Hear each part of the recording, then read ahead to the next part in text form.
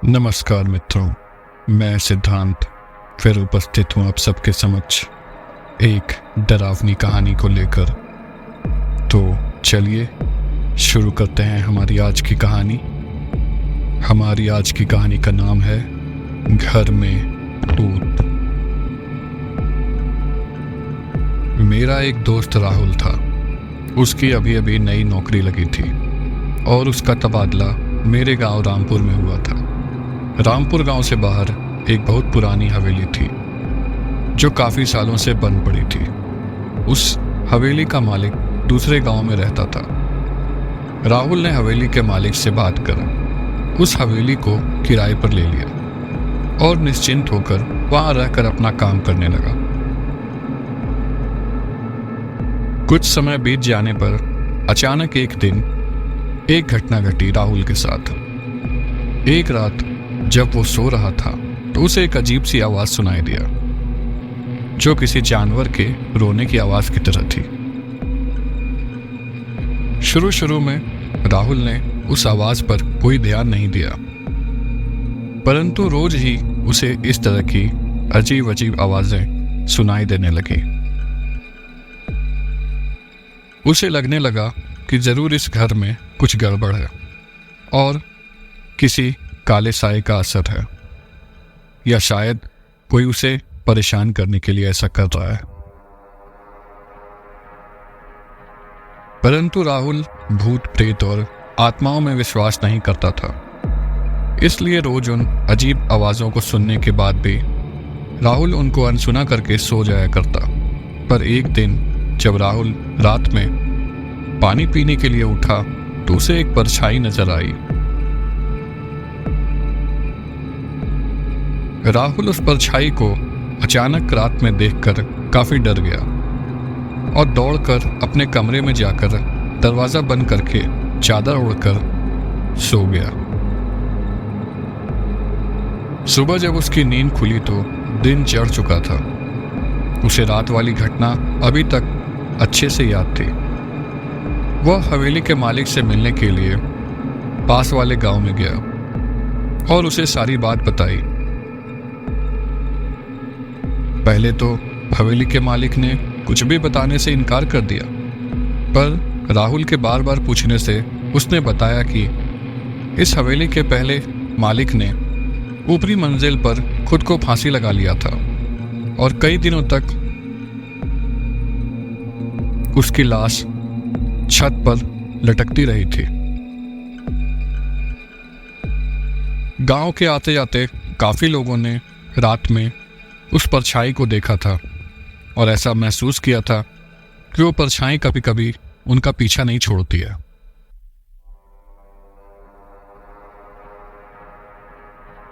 हवेली के मालिक ने राहुल को बताया कि गांव के लोगों ने कई बार रात को उधर से गुजरते हुए काली परछाई को हवेली के निकट घूमते हुए भी देखा है और अजीब अजीब आवाजें भी सुनी है। राहुल हवेली के मालिक की बातें सुनकर सोचने लगा कि हो सकता है कि यहाँ के लोगों ने ऐसी कहानी बनाई है या लोगों को हवेली से दूर रखने के लिए ऐसी अफवाहें उड़ाई गई है, या कोई परेशान करने के लिए भी ऐसा कर सकता है। राहुल को भूत प्रेतों पर विश्वास तो था नहीं, इसलिए उसे अभी यह सब बातें बकवास और काल्पनिक लग रही थी। इसलिए वो चुपचाप वापस हवेली आ गया।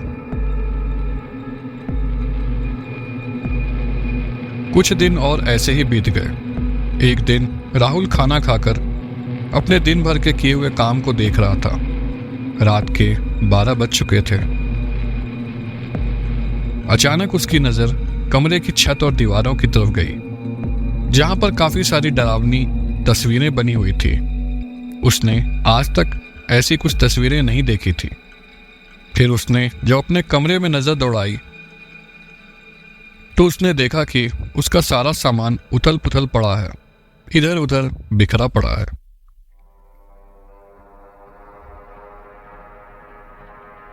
राहुल उस पुरानी और बड़ी सी डरावनी हवेली में अकेले ही रहता था। अचानक एक रात उसे अजीब अजीब आवाज काफी तेज सुनाई देने लगी, जो काफी डरावनी थी। राहुल उठकर हाथ में टॉर्च लेकर इधर उधर देखने लगा, दरवाजे से निकलकर कि कहीं आवाज कहां से आ रही है, कहीं कोई जानवर तो नहीं घुस आया, या शायद कोई उसे डराने की कोशिश तो नहीं कर रहा है। जब वो टॉर्च लेकर बाहर निकला तो आवाजें आनी कुछ देर के लिए बंद हो गई, लेकिन जैसे ही वो अपने कमरे में जाने के लिए मुड़ा, वो आवाजें फिर से आने लगी, और भी ज्यादा तेज और भी ज्यादा डरावने तरीके से।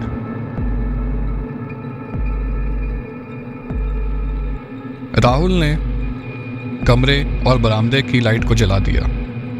फिर उसके सामने जो दृश्य नजर आया, उसे देखकर राहुल, जो भूत और आत्माओं पर विश्वास नहीं करता था, उसके भी रोंगटे खड़े हो गए। कलेजा अंदर तक कांप गया।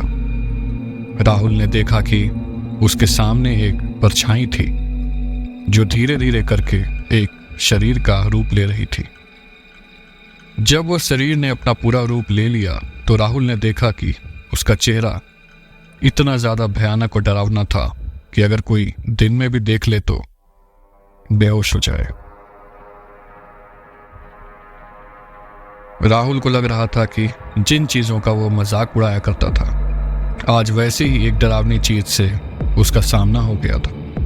उसे समझ में नहीं आ रहा था कि वह क्या करे। वो बस मन ही मन भगवान को याद कर रहा था कि हे भगवान, मेरी मदद कीजिए। उसने देखा कि जो परछाई एक शरीर का रूप लिए है, उसने अपने शरीर को बढ़ाना शुरू कर दिया है, और अब उस शरीर का सिर छत को छू रहा है। उस डरावने शरीर के बालों से खून की बूंदें टपक रही थी, और उसके दोनों आंखों से खून की पतली धार लगातार बहती जा रही थी। राहुल की हालत और भी ज्यादा खराब हो गई थी। राहुल ने ऐसा भयानक मंजर कभी नहीं देखा था, ना सोचा था।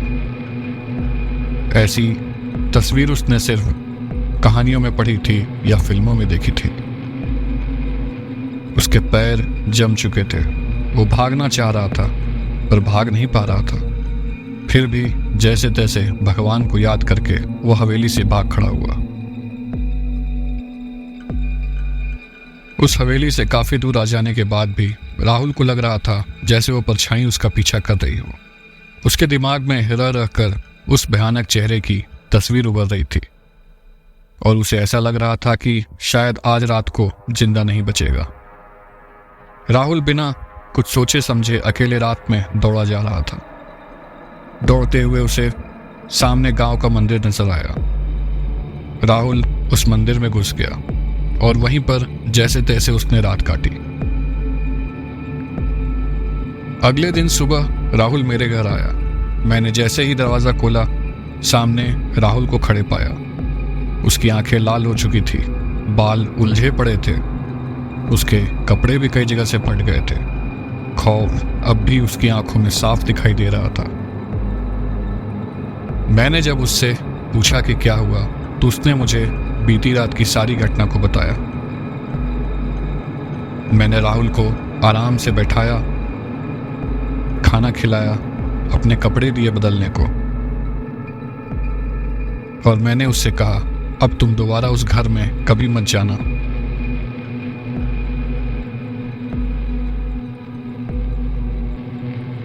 जब राहुल को थोड़ा आराम मिला तो उसने मुझसे कहा कि मुझे वहां जाना होगा, क्योंकि मेरे काम के काफी सारे कागज अभी भी वहीं पड़े हैं और मेरा सामान भी वहीं पर पड़ा है।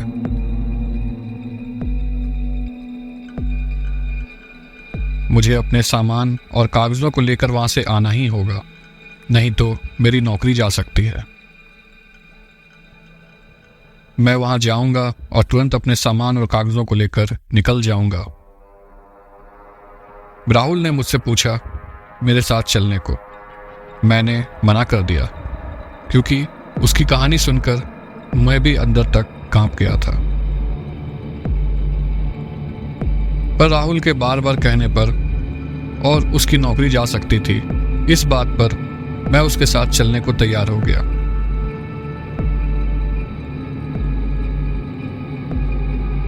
हम दोनों ने एक एक टॉर्च ले लिया और हवेली की ओर चल पड़े। हम लोग जब हवेली तक पहुंचे तब तक शाम गिराई थी।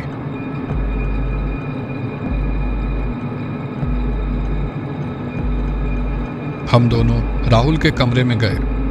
हमने देखा कि वहां इस बार पहले से भी ज्यादा डरावने तस्वीरें दीवारों पर बनी थी और अजीब अजीब आवाजें आनी और तेज हो गई थी। जब हम सारे सामान को समेट रहे थे तो हमने देखा कि एक लकड़ी का बड़ा सा बक्सा राहुल के कमरे में पड़ा हुआ है। राहुल ने कहा, यह बक्सा पहले तो मेरे रूम में नहीं था।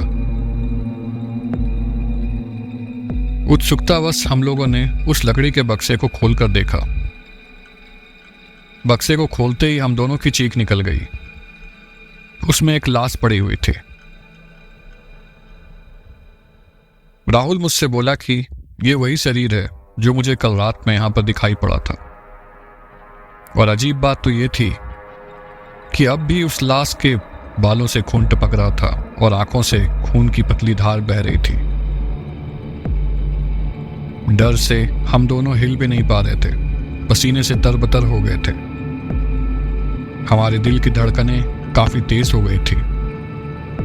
हम लोगों ने जैसे तैसे भगवान का नाम लेकर उस लकड़ी के डिब्बे को बंद किया और वहां से भागने के लिए बाहर कमरे से निकल आए। अभी हम कमरे के दरवाजे तक पहुंचे ही थे कि पीछे से एक बहुत ही डरावनी आवाज सुनाई दी। कहां जा रहे हो? तुम अब इस घर को छोड़कर कहीं नहीं जा सकते। तुम दोनों की मौत मेरे ही हाथों लिखी है।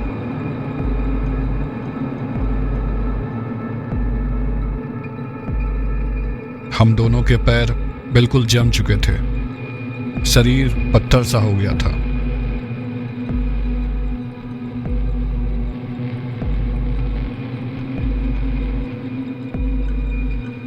हम दोनों ने एक दूसरे के हाथ को कसकर पकड़ रखा था और मन ही मन भगवान का नाम ले रहे थे।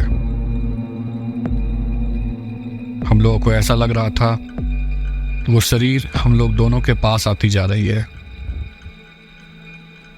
मैंने राहुल की तरफ देखा और राहुल ने आंखों ही आंखों में मुझसे कहा, बस कुछ भी हो, अब यहां से भागना है। हम लोग दोनों ने भगवान का नाम लिया और बस दौड़ पड़े। पता नहीं हम लोग कितनी देर तक दौड़ते रहे, जब तक हम लोग गांव नहीं पहुंच गए। गांव पहुंचकर हमने गांव वालों को सारी बातें बताई तो गांव वालों ने कहा कि हमने भी कई बार उस शरीर को देखा था। गांव वाले भी काफी डर गए थे। गांव के एक बुजुर्ग ने कहा कि बेटा, तुम दोनों बहुत भाग्यशाली हो जो जिंदा बचकर वहां से वापस आ गए, वरना आज तक जो भी उस हवेली में गया था जिंदा बचकर वापस नहीं आया। अगले दिन सुबह ही राहुल ने गांव छोड़ दिया और दूसरे शहर में अपना तबादला करवा लिया। मैं भी कुछ दिनों के बाद गांव छोड़कर शहर में जाकर रहने लगा। पर आज भी मेरे और राहुल की नींद रात में काफी बार खुल जाती है और वो डरावना चेहरा हम लोगों के आंखों के सामने आ जाता है। मैं अब भी जब अपने गांव फोन करता हूं तो मुझे पता चलता है कि किसी न किसी गांव वाले ने अब भी वह परछाई हवेली के आसपास घूमती देखी है। इसी के साथ ये कहानी यहीं पे समाप्त होती है मित्रों। अगर आप लोगों को मेरी सुनाई कहानी अच्छी लगी हो तो कृपया मेरे चैनल को लाइक, सब्सक्राइब और शेयर करना ना भूलें। धन्यवाद।